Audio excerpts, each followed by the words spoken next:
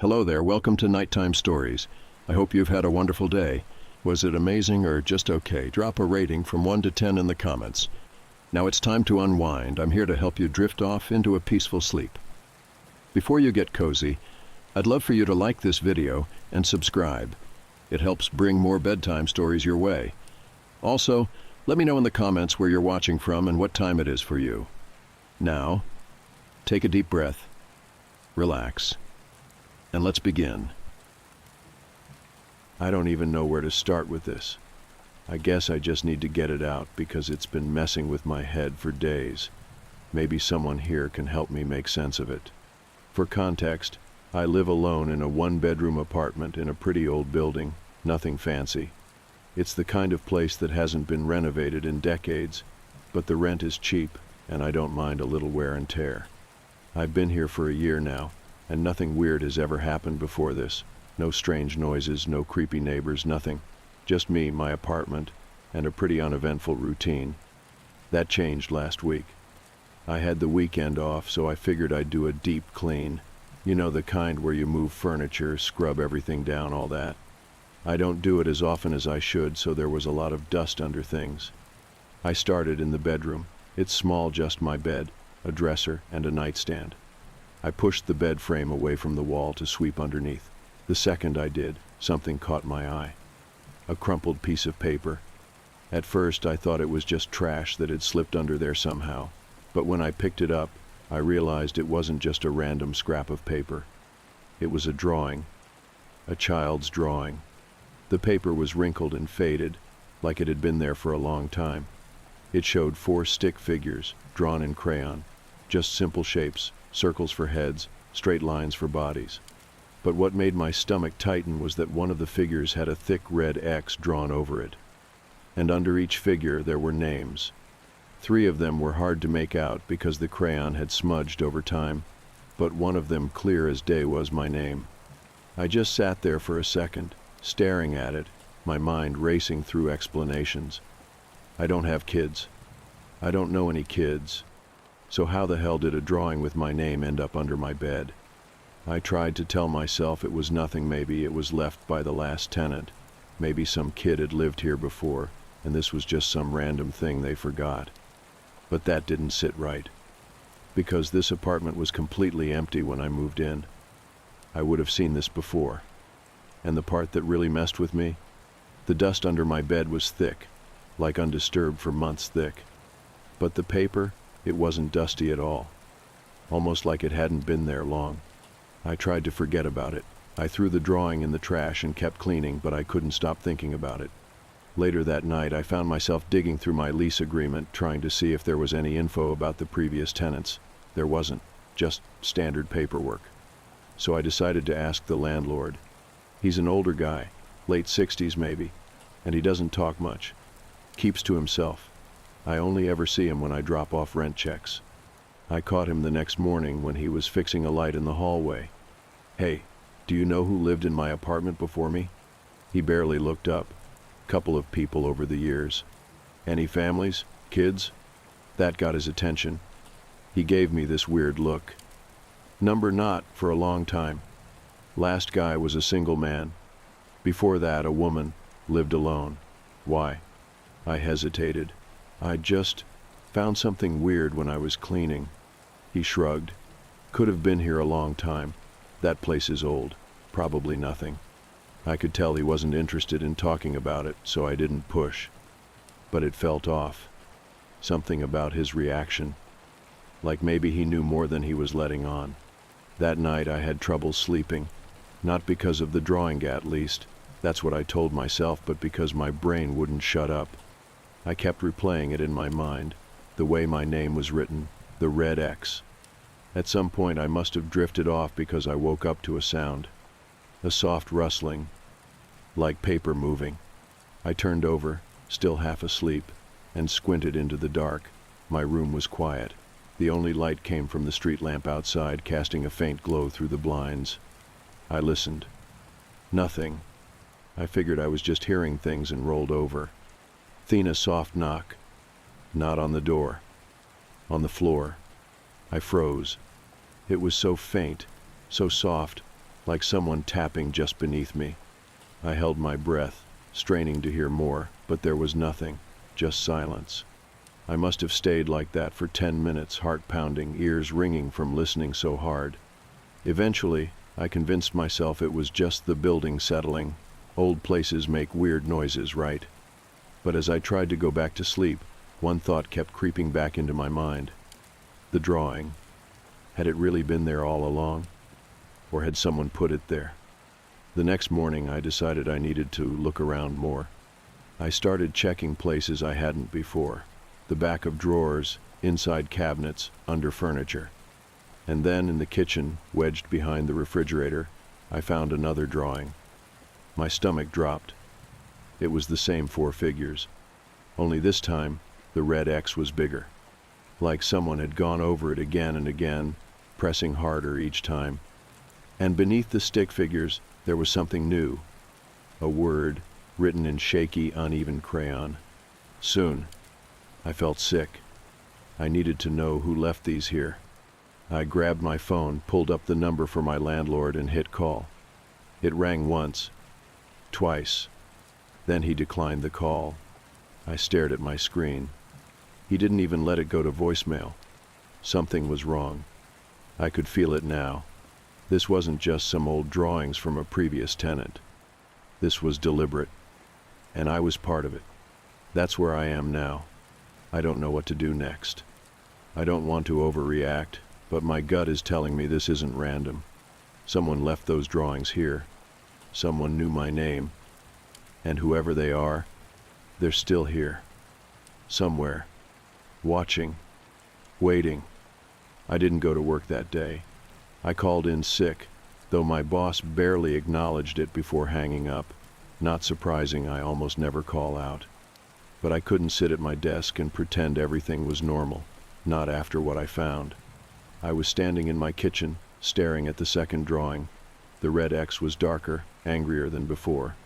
The word soon was scrawled underneath in the kind of unsteady handwriting a child would use. But no children had lived here. I knew that now. And yet someone had left this. I wanted to believe it had been here the whole time, hidden behind the fridge, but I couldn't make that lie fit anymore. It didn't make sense. That meant someone had put it there recently. While I was in the apartment, while I was sleeping, I spent the next hour checking every corner of my place, going through everything. Closets, cabinets, behind furniture, every possible hiding place. And then, in the hallway outside my bedroom, I found the floorboard. It was barely noticeable, but when I stepped on it, it shifted just slightly, enough for me to feel the difference. I knelt down, ran my fingers along the edge, and found a tiny gap. My heart was hammering in my chest. I pressed my fingers into the gap and lifted. The board came loose. Beneath it a space, a small, empty compartment. But it hadn't always been empty. I could see the marks on the wood, faint lines where something had been dragged in and out over time. Something roughly the size of the papers I had found. Someone had been hiding them here, and taking them out when they wanted me to find them. I dropped the floorboard back into place and sat on the edge of my bed, staring at the floor. Someone was in my apartment. Not just once, repeatedly. I couldn't pretend otherwise. This wasn't some weird prank or a forgotten relic from a past tenant. Someone had been here, leaving messages for me, watching my reaction.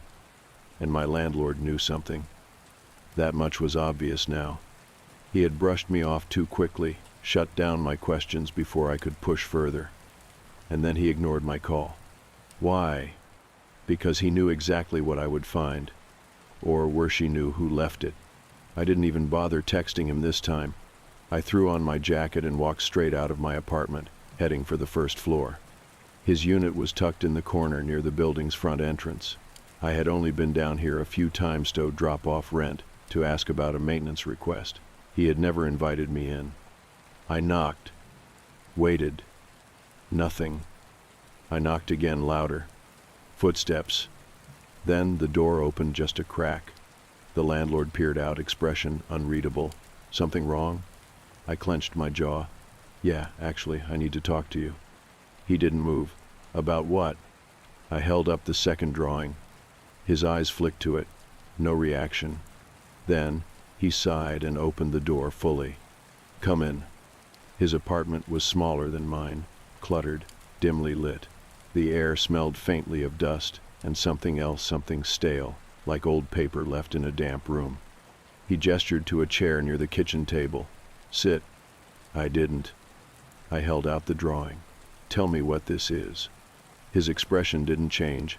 "Looks like a kid's drawing." "Yeah, and why is my name on it?" That got a reaction. A flicker of something, guilt, annoyance, fear, passed through his eyes before he smoothed it over. "I don't know. I didn't buy it. You said no kids have lived here." "They haven't." "Then who left this?" Silence. He rubbed his hand over his face. "Look," he muttered. "This building is old. A lot of people have come and gone. Maybe one of them." I cut him off. "I found a hidden compartment under my floor." His posture stiffened. "Bingo." He tried to recover quickly, but it was too late. I pressed harder. I locked my door the second I got back inside, my hand gripping the deadbolt tighter than necessary. My mind was racing. The drawings weren't random. I wasn't the first person to find them. And the last tenant who did, they disappeared. That was all my landlord would give me before he shut down, before he all but told me to drop it and leave. I should have listened, but I couldn't. Because if I was next, if something was actually happening in this apartment, I needed to know what I was up against. I needed to know the truth. I sat on my bed, staring at the floorboard. I had put it back in place earlier, but now it felt like it was mocking me, like there was something beneath it I hadn't found yet. I grabbed the edge and lifted it again. The empty space stared back at me, just a gap of nothingness. But my gut told me there was more. I ran my fingers along the wood, pressing against the bottom panel. It felt solid at first until I hit a loose section. My breath caught. I pressed harder. The wood shifted beneath my hand, and I managed to wedge my fingers underneath the thin panel and pull it free. And that's when I saw it. A small book. I hesitated before picking it up. It was thin, worn down, the edges of the pages curled from time and dust.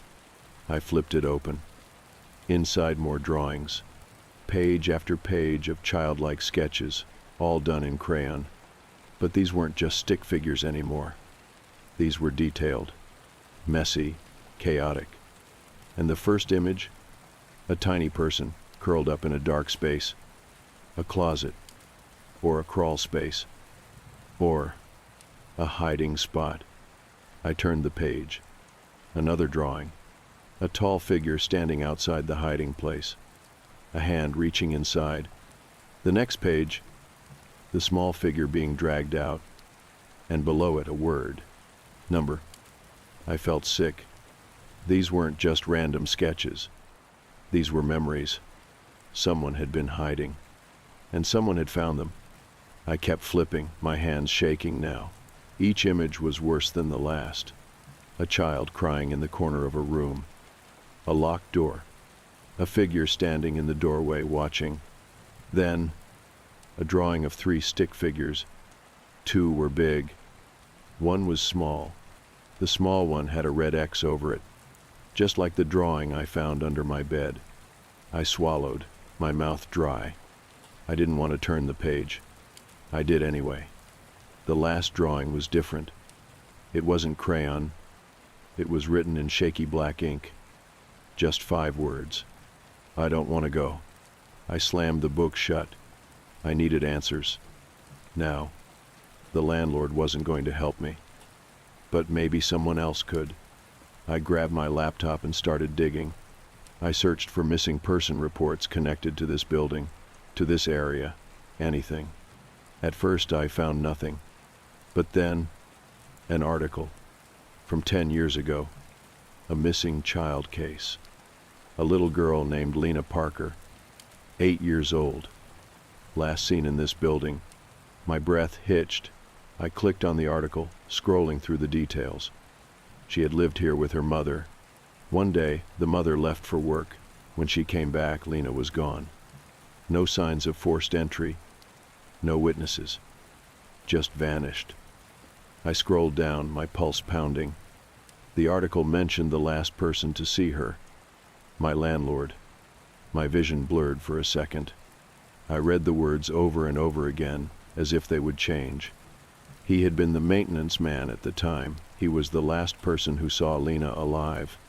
He told police he had fixed a leaky pipe in their unit that morning, that he left and never saw her again. He was never charged. They never found her. She was never seen again. I sat back, my breathing shallow. The drawings, the floorboard, the missing girl. It all clicked into place. She had been hiding here. Maybe from him. Maybe from someone else. She had been trapped inside these walls, in this apartment, in a space no one knew existed. And now, years later, someone was reminding me. I heard it before I even closed my laptop. A faint scraping noise. It was coming from under the floor. My whole body went cold. I slowly stood up, staring at the spot where I had found the book. The scraping was soft, subtle, like something was being pushed against the wood. A piece of paper. I swallowed hard, forcing myself to move. I knelt down, lifted the floorboard one last time, and there it was. A new drawing. Fresh. The red crayon was still smudged, like it had been made just moments ago. I picked it up, my hand shaking. It was me, a stick figure standing in my bedroom. But this time, the red X was over my head, and beneath it, a message. He's coming. I didn't move for a long time. I just sat there, staring at the new drawing in my hands. The red X was over my head this time, and beneath it, a message. He's coming. My chest felt tight. I wasn't stupid. I had been playing detective, digging into something I had no business knowing. And now whoever left these drawings, the same person who had been slipping them under the floor, hiding them in my apartment, watching me, was telling me I had gone too far. That it was too late. I needed to leave. Now. But I didn't. Not yet. Because there was one more thing I had to do. I had to confront the landlord. He had lied. Not just a little, not just omitting the truth. He had outright deceived me. He had told me no kids had ever lived here. That was a lie. I had the proof right in front of me. A missing child. A hidden space inside the apartment. And the landlord, the last person to see her. I couldn't ignore the feeling clawing at my gut any longer. He knew something. Maybe he had been the one to leave the drawings. Maybe he was trying to scare me off before I uncovered the full truth. Or maybe he was the reason Lena Parker was never found. I didn't give myself time to overthink. I grabbed my phone, started recording audio, and headed straight for his unit. The hallway felt longer than usual. My pulse was hammering in my ears as I knocked on his door. Silence. I knocked again, louder. A slow shuffle from inside. Then the door creaked open, just enough for me to see one bloodshot eye staring back at me. What do you want? No pretense this time. No fake politeness. I held up the drawing. You tell me. His eyes flicked to the paper in my hand, but he didn't react, not the way I expected. He didn't look surprised. Just tired. Like he had been waiting for this. Where did you find that? His voice was hoarse. Under the floorboards. My grip on the paper tightened, along with a book, and I found something else too. A news article about Lena Parker. His jaw tensed. You said no kids lived here. That was a lie. He exhaled through his nose. Go home. Number. I stepped forward. Tell me what happened. Tell me why someone keeps leaving these. His grip on the doorframe tightened. If you were smart, you'd stop looking. That's not an answer. I expected him to get angry, to slam the door in my face, but he didn't. Instead, he did something worse. He laughed, low and bitter. You think you're the first? He asked. I froze. His gaze drifted down the hall, almost like he was remembering something. Every few years, he murmured, someone like you moves in, someone who starts digging.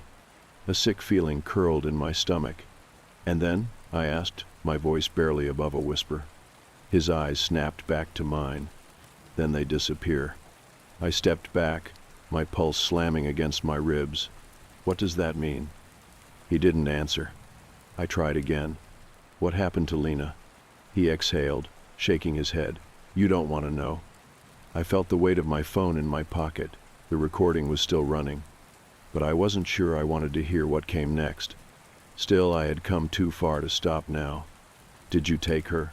I asked. He flinched like I had hit him. God, no. He ran a hand down his face. I tried to help her. Silence stretched between us. And then, finally spoke. She was hiding, he said, his voice quieter now. I found her one night, maybe a week before she disappeared. She was curled up in the laundry room, shivering. I asked where her mother was, but she just kept saying, "He's coming," and a shiver ran through me. Who? I asked. He shook his head. She never said, just kept drawing pictures in the dust on the floor, over and over. He swallowed hard. The same thing every time. 4 figures, 1 crossed out. My throat tightened. Just like the drawing I found. She was terrified. His voice was distant now, like he was somewhere else. I told her to go home, but she refused. Said she wasn't safe there, that he would find her. He rubbed his temples. And then, one day, she was gone. Just like that. My voice came out hoarse. He nodded. Her mother came home from work and Lena wasn't there. No signs of a struggle, no forced entry. I swallowed hard. And you didn't tell the police about what she said, about the drawings? I did. His eyes darkened. They didn't care. They said kids make things up, that maybe she ran away. I thought of the drawings hidden in my apartment, the notebook under the floorboards, the warning I had just received. He's coming. I backed away. You need to leave, the landlord said again. His voice wasn't threatening. It was pleading. You don't understand, he continued. Whoever did this, whoever took her, they never left. My stomach turned to ice. The words didn't make sense, but I felt the truth in them. I opened my mouth to ask more, but at that moment, a loud knock sounded from my apartment door. My blood ran cold. I turned my head slowly, my breath catching in my throat. I could see the dark outline of someone standing outside my door. The landlord's face drained of color. Don't answer it. His voice was barely audible. The knocking came again, harder this time. My body refused to move. Then, a single sheet of paper slid under my door. A new drawing. I already knew what it would be. A single stick figure, standing alone, a red X over its head. And this time, there were no other figures left. I stood frozen in the hallway, my heart pounding so hard it felt like it might crack a rib. The knock had stopped, but the paper was still there, half tucked under my door. The landlord was staring at it too, his face drained of color. His breathing had gone shallow, his hands shaking slightly at his sides. Don't, he whispered, just don't. But I had to, because I already knew what I would see. I stepped forward, my fingers stiff as I reached down and picked it up. A new drawing. Just one stick figure now, standing alone. No other figures beside it. A red X over its head. My head. And beneath it one word. Tonight. My stomach turned over. My pulse felt like static in my ears. Pack a bag, the landlord said suddenly. Get your keys, get your phone. You're leaving. My voice came out hoarse. What? He grabbed my arm, harder than I expected, and turned me to face him. You don't have time. His voice was a low, urgent whisper. Whoever's doing this, they're coming for you. I yanked my arm away, backing up.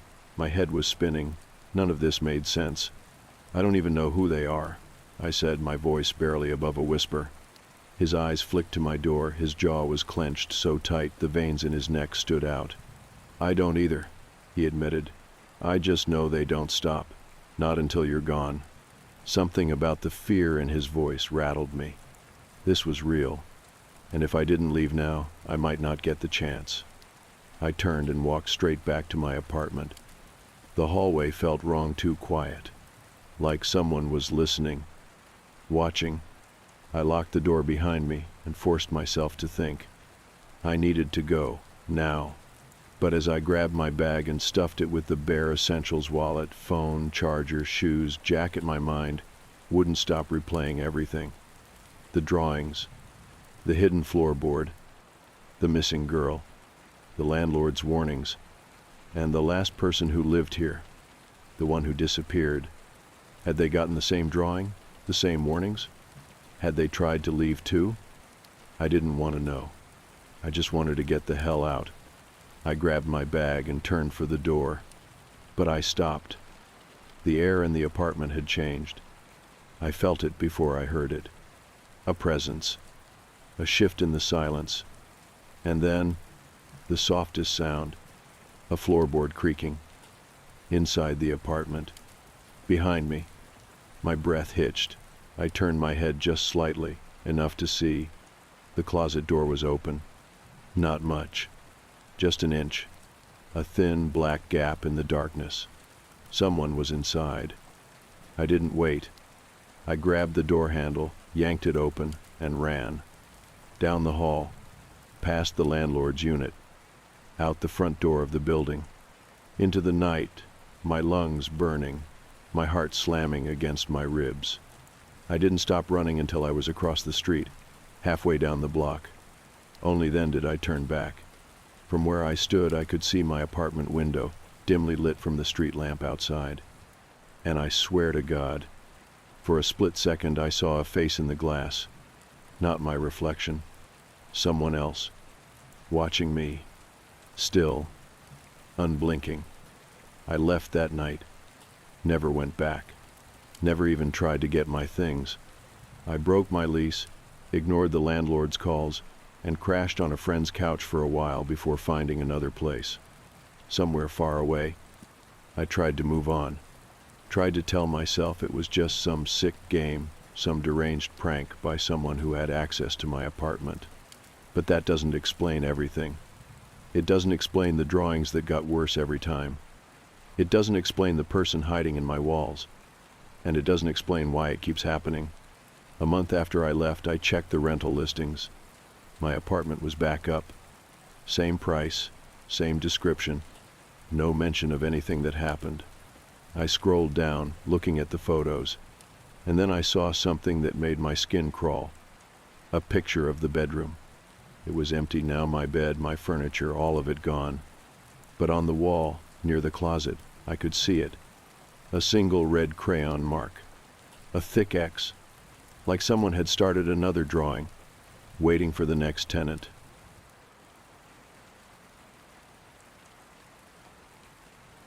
I moved into this apartment 6 months ago, and for the most part it's been quiet. It's a small building, only 6 units in total, and most of the tenants keep to themselves. No crowded hallways, no unnecessary interactions. The layout is simple. 3 floors, 2 units per level. I live on the 2nd floor, apartment 2B, and the unit next to mine 2 has been vacant since I moved in. I know because I asked the landlord when I signed the lease. He mentioned it offhand, saying the last tenant moved out suddenly and he hadn't gotten around to renting it again. I didn't think much of it at the time.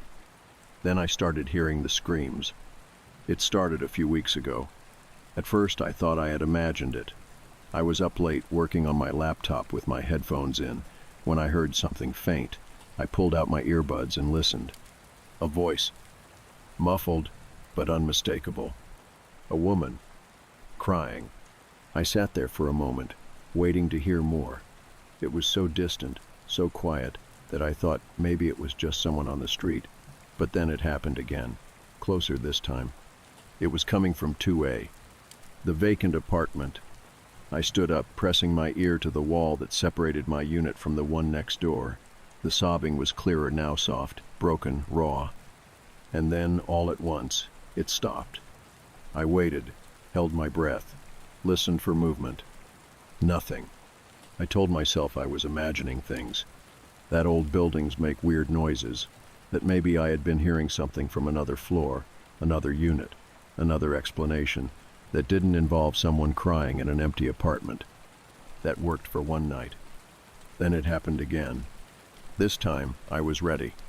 I checked the clock, 2:03 a.m. The same sound-muffled sobs, like someone desperately trying to keep quiet but failing. I moved closer to the wall, listened. The crying grew louder, then suddenly cut off with a sharp gasp. And then, footsteps. Not mine.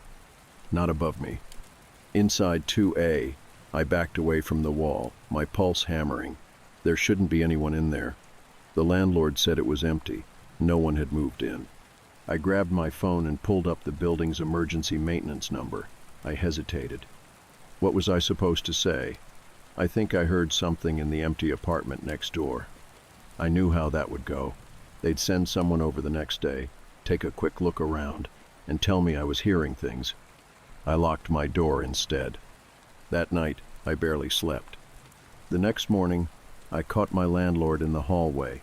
He's an older guy, always wearing the same faded flannel and a pair of jeans that look like they've been through 100 washes too many. "Hey," I said, keeping my voice casual. "Someone moved into 2A?" He frowned. Number, still empty. I hesitated. "You sure?" His frown deepened. "Why?" I shrugged. "I thought I heard something last night.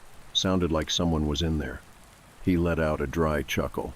"Unless they're paying rent under the table, there shouldn't be." I tried to gauge his reaction. He didn't seem worried, didn't even seem particularly interested. "You got thin walls," he said, already turning toward the stairwell. "Sound carries." That was the end of the conversation. Thin walls. That was the answer I was supposed to accept. But thin walls don't explain what happened the next night. I was already on edge, lying in bed, staring at the ceiling, waiting. 2 a.m. Silence. 2:02 a.m. Still nothing. 2:05 a.m. Then, a knock. Not on my door. On the wall between my apartment and 2A. Slow, deliberate. 3 knocks. I sat up so fast I nearly lost my balance. I didn't move, didn't breathe. 3 more knocks. Closer. I forced myself to stand, my legs unsteady beneath me. I moved toward the wall, pressing my palm against the cold surface. The apartment was supposed to be empty. I knocked back. Once, a pause. Then, the sound of something scraping against the floor. Not a shuffle, not footsteps. Something being dragged. I stumbled back, my mind racing through every possible explanation. An animal? A squatter? A mistake? I grabbed my phone and called my landlord. It went to voicemail. I swallowed hard, staring at the wall, my thoughts a tangled mess. I needed to see inside that apartment, and I wasn't going to wait for permission. The next morning, when the landlord wasn't around, I checked the maintenance closet in the basement. It was unlocked. I found the master key. I held it in my palm, my fingers pressing into the cold metal. If I was wrong, I'd look like an idiot. Maybe I'd even get in trouble. But if I was right, I had to know. That night, I waited until 1:45 a.m. I stood outside 2A, key in hand. At 2 a.m., I heard it again. A muffled sob. I slid the key into the lock, pulse pounding. Turned it. The door clicked open. I stepped inside. The air smelled stale, untouched, the kind of scent places get when they've been closed off for too long. I took a slow step forward. The floor creaked beneath my weight. The apartment was dark, but I could just make out the outlines of covered furniture, empty counters, a bare mattress on the floor. And then, a whisper, right behind me. "You shouldn't be here." I spun, but there was nothing. Just an empty doorway leading into the bathroom. I backed up, my skin crawling, every instinct screaming at me to leave. I reached for the door handle. That's when I noticed it. The closet. The door was slightly open, and inside, through the narrow gap, a pair of wide, unblinking eyes staring back at me. I couldn't move. The eyes in the closet were locked onto mine, wide and unblinking. For a moment, everything around me disappeared. The air felt thick, suffocating, like the walls were closing in, like the entire apartment was holding its breath. Then the door creaked open another inch. I didn't think I just reacted. I grabbed the door handle, yanked it open, and swung my flashlight inside. The closet was empty. The light flickered over bare walls, an old wooden shelf, and dust floating in the stale air. No one was there. I stood frozen, my pulse hammering against my ribs. I had seen something. I knew I had. I scanned the space again, taking slow, careful steps forward. The closet was deeper than I expected, narrow but long, stretching further back than it should have. The walls had patchy, uneven paint, as if something had been covered up. And then my flashlight landed on something that made my stomach drop. Fingernail scratches. Dozens of them, lining the back wall. Some were old, faded, like they had been there for years. Others were sharper, fresher, deeper. My breath came too fast now, my fingers tingling with adrenaline. Someone had been in here. Not recently, but at some point, someone had clawed at this wall. I reached out, hesitating, then pressed my palm against the back panel. It felt hollow, the tiniest gap between the wood and the drywall. I curled my fingers under the edge and pulled. The entire panel shifted. Behind it, a dark, gaping hole. A hidden passage. And that's when I heard it. A sharp inhale. Not mine. From inside the wall. I staggered backward, barely managing to catch myself before I fell. My flashlight wobbled in my grip, the beam slicing through the darkness like a blade. The breath had been soft, faint, but it was real. Someone was in there. I didn't stop to think. I grabbed the closet door, yanked it shut, and bolted. Out of 2A, out of the hallway, into my own apartment, where I locked both the deadbolt and the chain, my hands shaking as I slid to the floor. What the hell had I just found? I didn't sleep. The next morning I debated calling the cops, but what was I supposed to say? I think there's a hidden passage in an empty apartment, and I heard breathing inside it. That was the fastest way to get them to shrug it off, or worse, think I'd lost it. Number, I needed proof. I spent the entire day pretending things were normal. Went to work, ran errands, answered texts like I wasn't unraveling. Then, at midnight, I grabbed a small camera I used for work, set it to night vision, and slipped out of my apartment. I knew if I waited too long, I'd lose my nerve. I unlocked 2A again and slipped inside. It was colder tonight, or maybe it just felt that way. The closet door was still shut. I stood there for a moment, gripping the camera so tightly my knuckles ached. Then, I moved forward and opened the door. The closet looked exactly the same, scratches along the walls, the hollow panel, the passage behind it gaping like an open wound. I turned on the camera. Then, without giving myself time to hesitate, I reached inside. The air was cooler in there, stagnant. I pushed the camera in further, angling it toward the unseen space beyond. I hit record.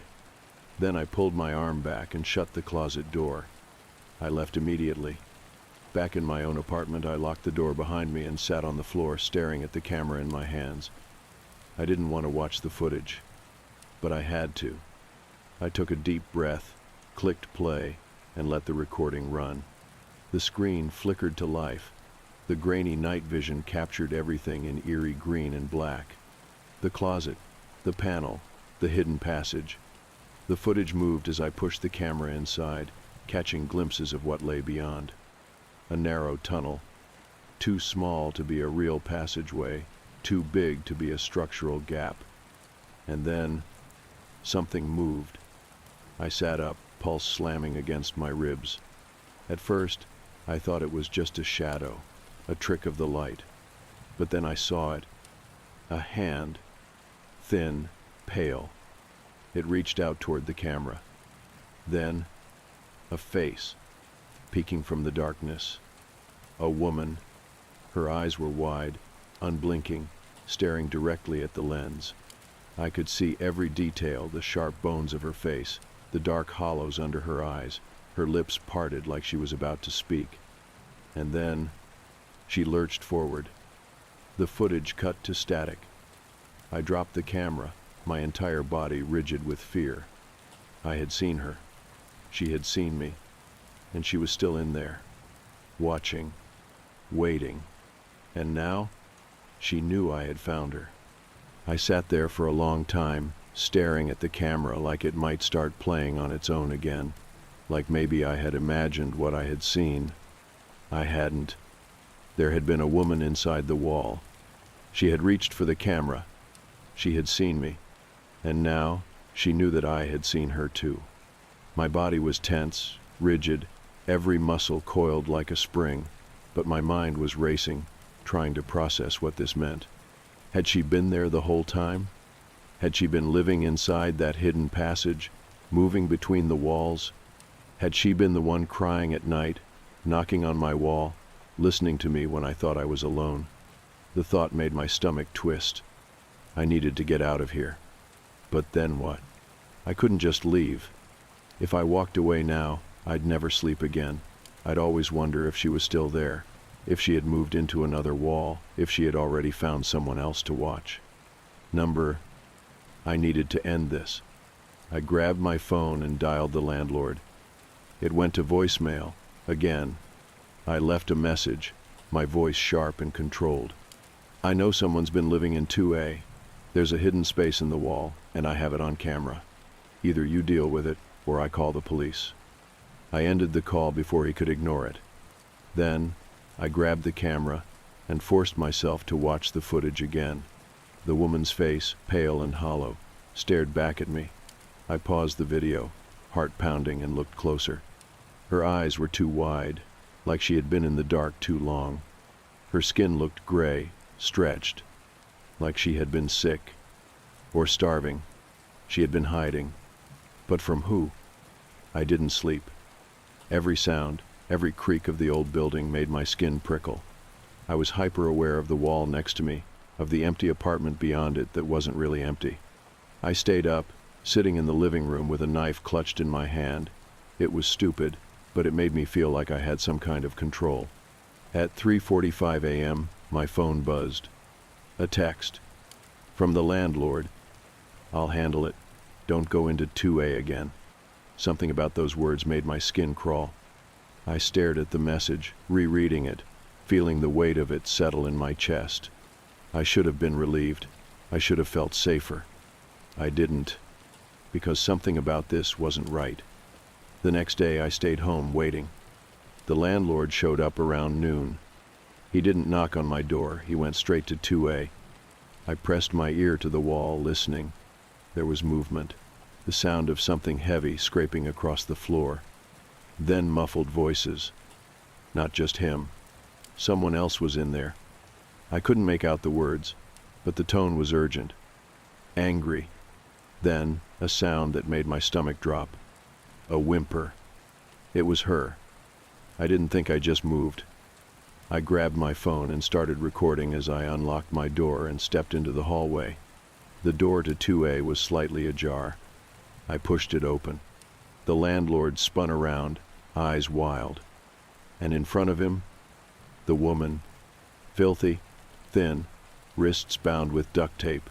Her mouth was covered, but her eyes, those same wide, terrified eyes from my camera, locked onto mine. She was real. Not a ghost. Not my imagination. A person, trapped inside this rotting apartment, inside the walls, for God knows how long. The landlord's face twisted into something ugly. "I told you to stay out of this." I didn't respond. I raised my phone, made sure he saw it recording. His expression shifted. A second of hesitation, a flicker of fear. Then he ran, shoved past me and bolted down the hallway. I didn't chase him. I turned to the woman and hurried toward her, ripping the tape from her mouth. Her voice came out hoarse, barely a whisper. "Please, don't let him take me again." I grabbed my phone with one hand, dialing 911 as I used the other to cut the bindings from her wrists. The dispatcher picked up. "My name is Redacted. I live at Redacted. There's a woman being held hostage in my building. The suspect just fled." The woman sagged against me, her breathing ragged, and I held her up, waiting for sirens, waiting for this nightmare to end. The police arrived fast. They searched the building top to bottom, but the landlord was gone. He had vanished, like he had known this moment was coming. The woman, her name was Hannah, was taken to the hospital. She had been missing for almost 2 years. The last thing she remembered before waking up in the walls was being in her car.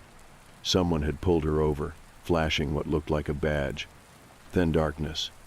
She had been kept somewhere else first, but eventually she was moved here, locked inside that hidden passage in the space between walls. She had knocked. She had screamed, and no one had heard her. Until me. The investigation is still ongoing. The police found other hidden spaces in the building. No bodies, but other signs. Hair, scraps of fabric, old restraints. I moved out the next day. I didn't care about my security deposit. I didn't care about the lease. I just packed and left. Because even though she was gone, even though the apartment was empty again, I still felt like someone was watching, like there were still eyes inside those walls, and I wasn't waiting to find out if they were real. I don't know if I'm just being paranoid or if something is really wrong, but I need someone to tell me if I'm overreacting before I confront her. I guess I should start with some context. I've been dating Emily for about a year. We moved in together 3 months ago, and until recently things have been great. She's funny, thoughtful, and honestly, she makes me feel like I finally found someone who gets me. There's just one problem. My pets keep dying.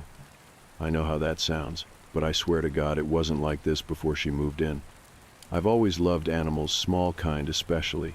I have a tank of freshwater shrimp, 2 hamsters, and a gecko. I know they're not the most exciting pets, but they mean a lot to me. I've had most of them for years without issues. Then, right after Emily moved in, things started happening. First, my gecko, Benny, stopped eating. He was perfectly healthy before super active, always darting around his enclosure. But suddenly, he just sat in one spot all the time. He wouldn't touch his food, barely reacted when I picked him up. 2 weeks later, he was dead. I was devastated, but I chalked it up to bad luck. These things happen, right? Then one of my hamsters, Milo, died. Same thing, fine one day, sick the next, gone within a week. I had him for almost 3 years with no issues, and then out of nowhere, he just wasted away. I started to feel uneasy after that. 2 pets dying back to back, that wasn't normal. I deep cleaned all my enclosures, checked for mold, checked the temperatures, changed the filters, everything. Then the shrimp started dying. Not all at once, but one by one. Every morning I'd find a few floating at the top of the tank, their legs curled up unnaturally. That's when I started to feel sick. Something wasn't right. I tried to talk to Emily about it. I told her how weird it was, how it felt like all my pets were dying too close together for it to be a coincidence. She looked genuinely sad. She hugged me, told me she was sorry, that she knew how much they meant to me. She even helped me bury Milo in the backyard. For a little while I felt stupid. Of course she wasn't doing anything. She loved animals. She told me once she used to volunteer at a shelter. But then last night happened. And now, I can't ignore the feeling in my gut. I woke up at 2 a.m. to get a drink. As I passed by the living room, I saw Emily sitting on the couch in the dark. I almost called out to her, but then I saw what she was holding. My other hamster, Luna. She was cupped in Emily's hands, completely still. For a second, I thought she was petting her. But then Emily did something that made my stomach twist. She lifted her hand just slightly and let Luna drop. Not far, but enough. Enough to make Luna's tiny body jerk on impact. I must have made a noise because Emily's head snapped up. She saw me. For a second, neither of us moved. Then she smiled, just barely. "I think she likes it," she whispered. I just stood there. She lifted Luna again and dropped her. Again. I must have stepped forward without realizing it because Emily suddenly looked surprised, like she had just remembered I was there. She gently placed Luna back in her enclosure. Then she stood up, walked past me, and went back to bed, like nothing had happened. I barely slept after that. I just sat in bed, staring at the ceiling, my mind racing. Was I imagining things? Had I seen it wrong? But no. I didn't imagine the way she let Luna fall. I didn't imagine that smile. And now I can't stop thinking about it. What if she wasn't playing? What if she's been hurting them all along? What if Benny, Milo, the shrimp, all of them weren't just accidents? I need to know what you guys think. Because if I'm right, I don't know what to do next. I barely slept after what I saw. Every time I closed my eyes, I kept replaying it. The way Emily lifted Luna. The way she let her drop. The way she smiled. I kept telling myself there had to be an explanation, that maybe I was just reading into it too much. Maybe she really thought Luna liked it. But deep down, I knew that was bullshit. It wasn't just that moment, it was all of it. Benny getting sick out of nowhere. Milo dying when nothing was wrong. The shrimp floating in my tank one by one. The way Emily acted so normal about it all. Like she wasn't even surprised. Like she already knew what had happened. I spent the next day watching her. Not obviously. I acted normal. I made coffee. I scrolled through my phone. But I kept my eyes on her, looking for something that would confirm my suspicions. She acted exactly the same as always. Sweet, attentive. She kissed me on the cheek before she left for work. She sent me a text in the afternoon. Hope you're feeling better today. Love you, Ederwan.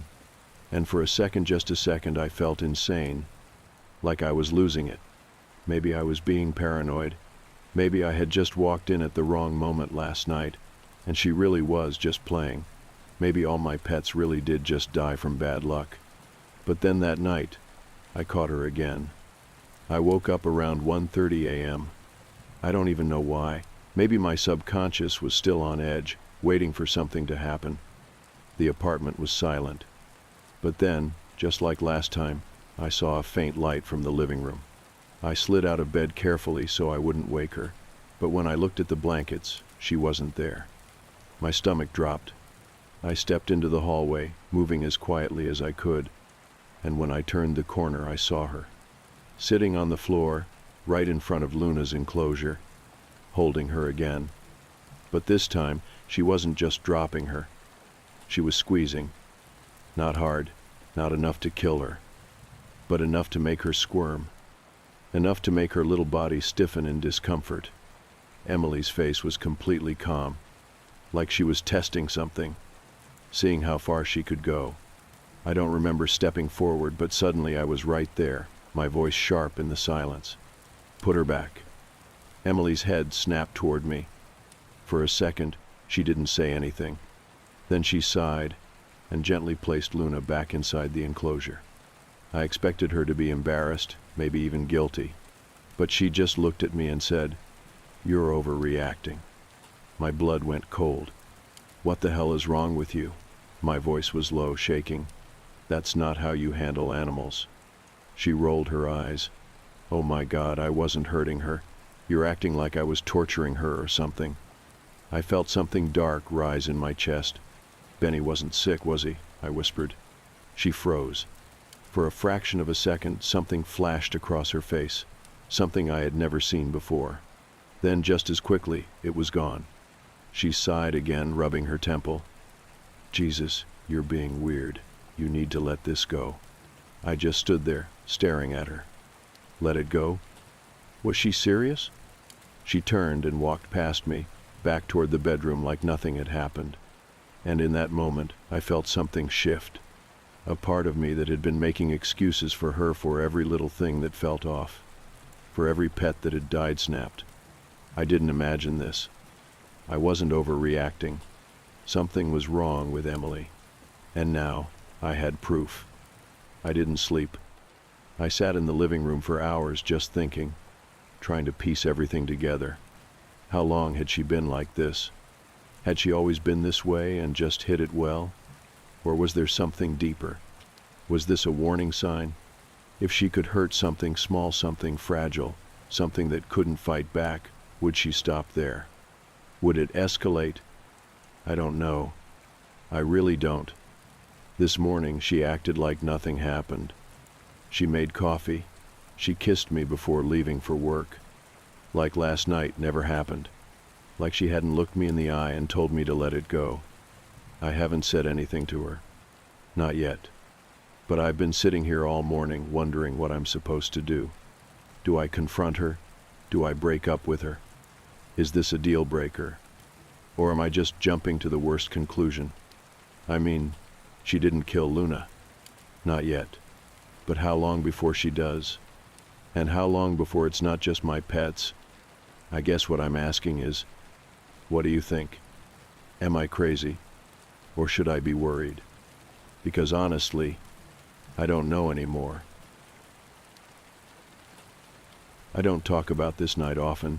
Even now, years later, I still get a pit in my stomach when I think about it. At the time, I was 16, doing the usual babysitting gigs for extra cash. It was nothing serious, just watching kids for a few hours while their parents had a night out. Most of the jobs were for neighbors or family friends, but this one was different. I got the job through a woman my mom knew from work. She had a friend, Lauren, who needed a sitter at the last minute.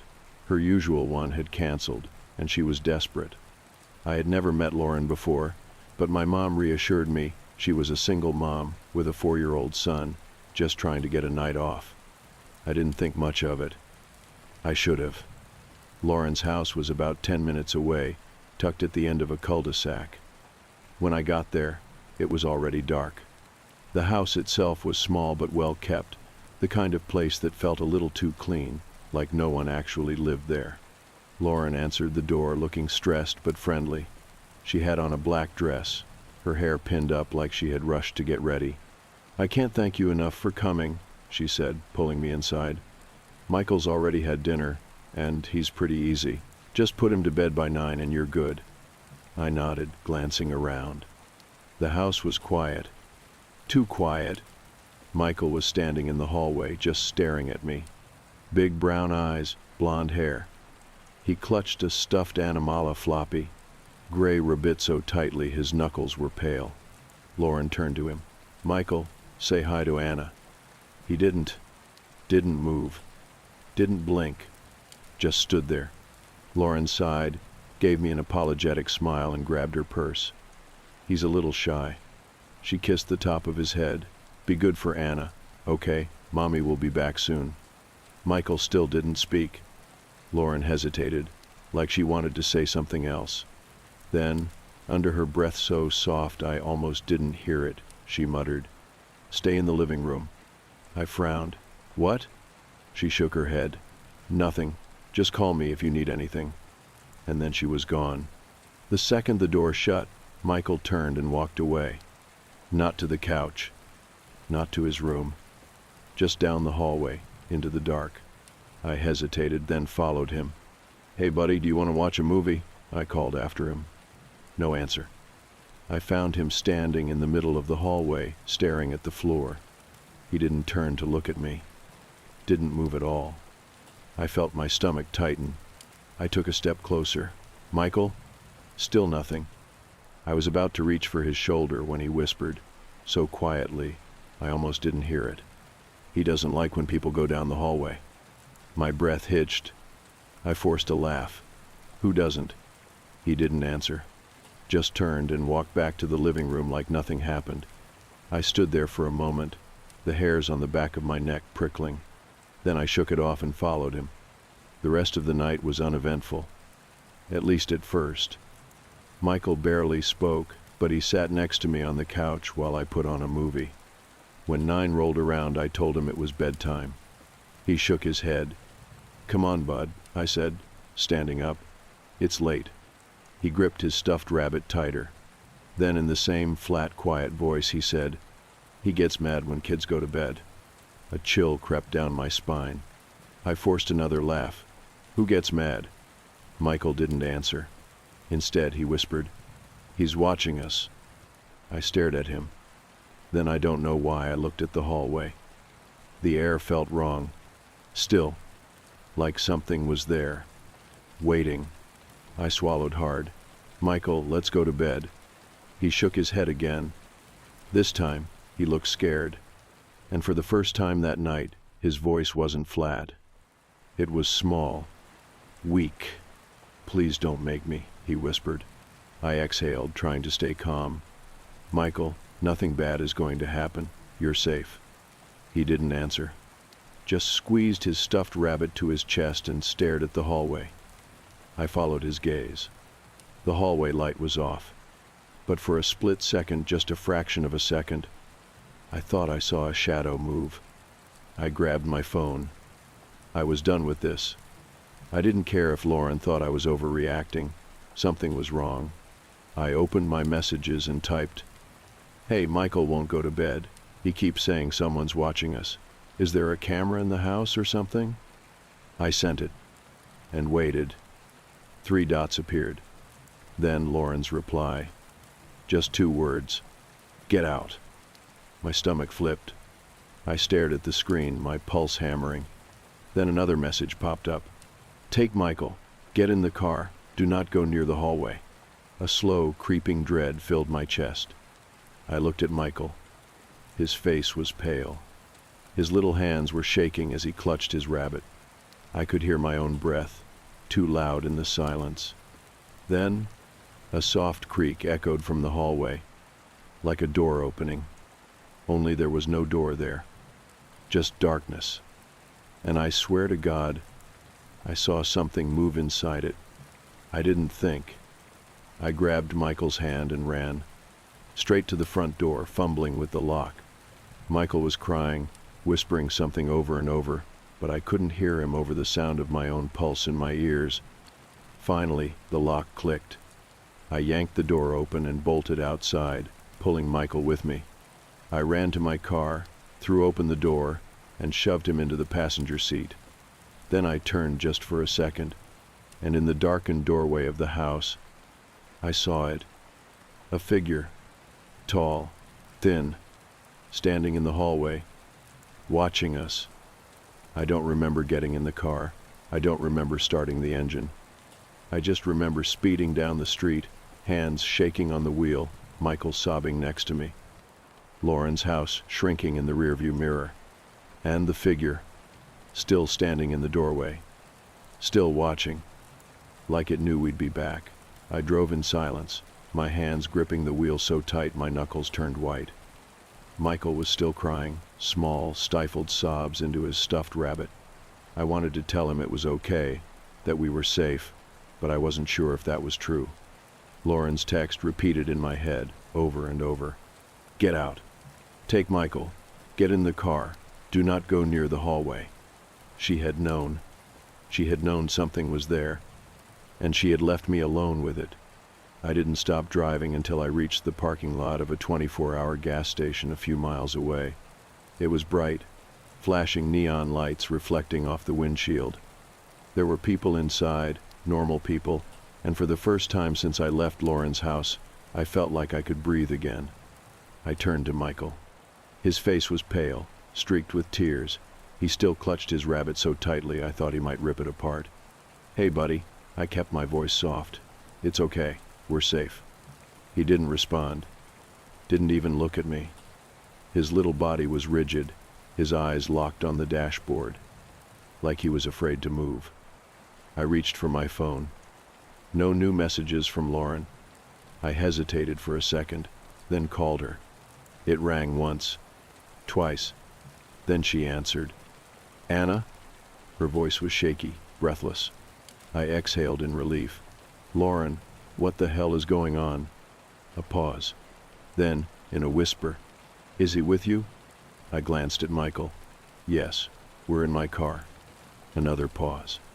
Then Lauren let out a long, shaky breath. "Thank God." I waited, but she didn't say anything else. "What happened?" I pressed. "Why did you tell me to leave?" I expected her to make something up, to say it was nothing, that I was overreacting. But she didn't. Instead, her voice came back hoarse. "I should have told you sooner," she whispered. "I thought maybe it would be okay, that it wouldn't act up tonight." I felt my stomach drop. What wouldn't act up? Silence. Then a sniffle. Lauren was crying. "When we first moved in, Michael had night terrors, she said. At least, that's what I thought they were. He'd wake up screaming about something in the hallway, something watching him. I swallowed hard. He called it the tall man. The word sent a shiver down my spine. I turned to Michael, still curled up in the passenger seat, his small fingers twisting the ears of his stuffed rabbit. "Michael," I whispered, "the tall man, is that who you were talking about earlier?" Michael's breathing hitched. Slowly he turned his head and nodded. My mouth went dry. I turned back to the phone. "Lauren, I saw something in the hallway." A sharp inhale on the other end of the line. Then, in a whisper, "I know." She told me everything. How Michael's terrors got worse. How he refused to sleep in his room, always waking up in tears, saying the tall man was watching. How, at first, she had dismissed it as just a child's imagination, until she started seeing things too. It started small, she said. I'd wake up and find the hallway light on, even though I always turned it off before bed.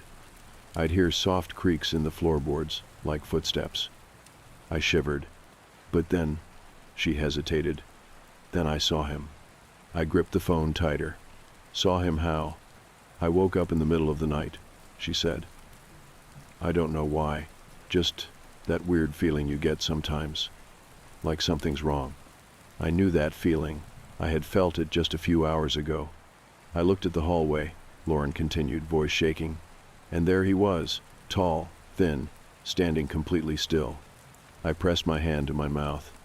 I only saw him for a second. She swallowed. Then the light flickered, and he was gone. I was shaking now. I had seen him too. Not clearly, not like she had. But I had felt him, standing there, watching us. Lauren, I whispered, why didn't you move? She let out a bitter laugh. I tried. I broke the lease after 6 months. I was ready to leave. She paused. But then Michael went missing. My entire body tensed. What? She took a deep breath. It was only for 2 hours. I was packing up and I turned around and he was just gone. I searched everywhere. The cops were on their way. Her voice trembled. And then, out of nowhere, he was back. A heavy silence settled between us. I barely managed to speak. Where was he? Lauren sniffled. I don't know. He didn't remember. He just kept saying the same thing over and over. My pulse hammered. What did he say? Lauren's voice dropped to a whisper. He let me go. A wave of nausea rolled through me. I looked at Michael again. He was staring at me now, eyes wide, unblinking. Something inside me twisted. I think he's attached to Michael, Lauren whispered. I felt cold all over. The tall man? Yes, and I don't know if he's waiting, if he's watching, but every time I tried to leave that house, something brought us back. Her voice cracked. That's why I still live there. I didn't know what to say. I just sat there, staring at Michael, my skin crawling with an invisible weight. Anna, Lauren said finally, you need to bring him home. I didn't answer. I was too focused on Michael. His face had changed. He wasn't crying anymore. He looked blank, empty. Then finally spoke, but it wasn't his voice. He's waiting. I dropped the phone. My hands trembled against the wheel. Michael smiled. Just slightly. I had never seen him smile before. And something told me that wasn't Michael anymore. I stared at Michael, my body frozen, my breath caught in my throat. He had just spoken, but it wasn't his voice. It was something deeper. Something wrong. He's waiting. That's what he said. And then he smiled. Just slightly. Just enough for me to know that wasn't Michael anymore. I didn't move. Didn't breathe. Every instinct in me screamed to get out of the car, to run, to leave him there. But I couldn't. Because whatever was happening, whatever this thing was, Michael was still in there somewhere. I had to get him back. I reached for my phone with a shaking hand and put it on speaker. Lauren, I said, my voice barely above a whisper. Michael just said something. Silence on the other end. Then carefully, what did he say? I swallowed. He said, "He's waiting." A sharp inhale. Lauren's voice came back, strained. "Anna, listen to me carefully." I nodded, even though she couldn't see me. "You need to bring him home. Now." My stomach twisted. "Lauren, now." I turned the key in the ignition. Michael was watching me. His hand still clutched his stuffed rabbit, but his grip was too tight, like he was holding on to something much heavier than fabric. I started driving. He didn't blink, didn't ask where we were going, just sat there, still and silent. It felt wrong, like I wasn't alone in the car, like something else was sitting between us, breathing in the space we couldn't see. The closer we got to the house, the heavier the air became, like a storm building inside my chest. When I pulled into the driveway, the house was dark. Lauren was already outside, waiting on the porch. She didn't run toward us, didn't wave. She just stood there, still, like she was afraid to move. I reached for Michael's hand. It was ice cold. "Come on, bud," I whispered. "Let's go inside." For the first time in a long time, he moved.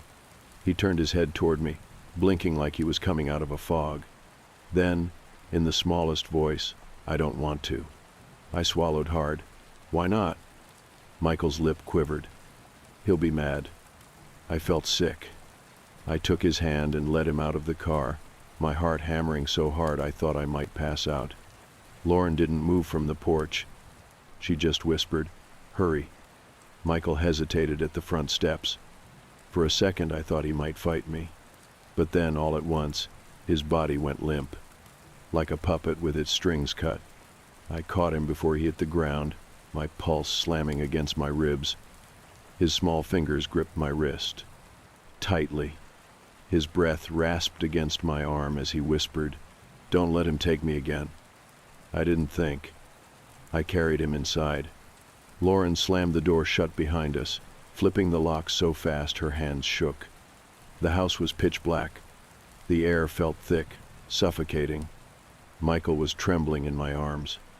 Lauren grabbed my wrist and pulled me toward the hallway. "We need to put him to bed." I stopped short. "What?" She didn't look at me. "That's the only way." I stared at her. "Lauren, I don't think he needs sleep. I think he needs a priest." She finally turned to face me. Her eyes were red-rimmed, exhausted. She looked broken. "I know this sounds crazy," she whispered, "but it's the only way to get him back. He has to sleep in his own bed. That's where he was when he disappeared before." I shook my head. "What if that's how he disappeared in the first place?" Lauren's voice cracked. "Then we won't let him go." I carried Michael down the hallway, Lauren's footsteps slow behind me. The closer we got to his room, the more he tensed. I could feel it in his tiny body, the fear. Like he knew what was coming. Like he had done this before. We reached his room. I hesitated at the threshold. The air felt different here. Heavy, stagnant, like something was waiting. Lauren pulled back the blankets. I placed Michael down gently. His eyes were glassy. Lauren whispered, "Close your eyes, sweetheart." Michael whimpered. Then, in a broken whisper, "Please don't let him take me." I squeezed his hand. "We won't." His eyelids fluttered, and then he was asleep. The house went silent, thick, unmoving. Lauren and I stood over his bed, staring at him, waiting. Neither of us spoke. Neither of us breathed. And then, the hallway light flickered. A sharp, static sound hissed through the air. And behind us, a creak. Slow, deliberate, like a footstep on old wood. Lauren's grip tightened on my arm. We weren't alone. I didn't turn around. I couldn't. I just kept my eyes on Michael. His little chest rose and fell, slow and steady. Lauren whispered something. A prayer, maybe. A plea. The air shifted. A low, creaking sound moved past us, toward the bed. Michael shuddered in his sleep. Lauren squeezed her eyes shut. And then, the closet door creaked open. A rush of air blew through the room. Michael jerked. Lauren grabbed my hand. "Hold him," she whispered. "Hold him tight." I did. His body went rigid. Then, for a single unbearable moment, everything went still. And then, the house exhaled, a low, quiet breath, and Michael relaxed. The air lightened. The hallway was empty again. Lauren let out a shuddering sob. I looked down. Michael's face was peaceful, like he had finally been let go. Lauren moved a few months later. She never told me where. I never asked. I don't know if the tall man followed her, or if he's still in that house waiting for the next child. But sometimes, I still wake up in the middle of the night, and for a split second, I swear I can see a shadow standing in the hallway, watching, waiting for someone new.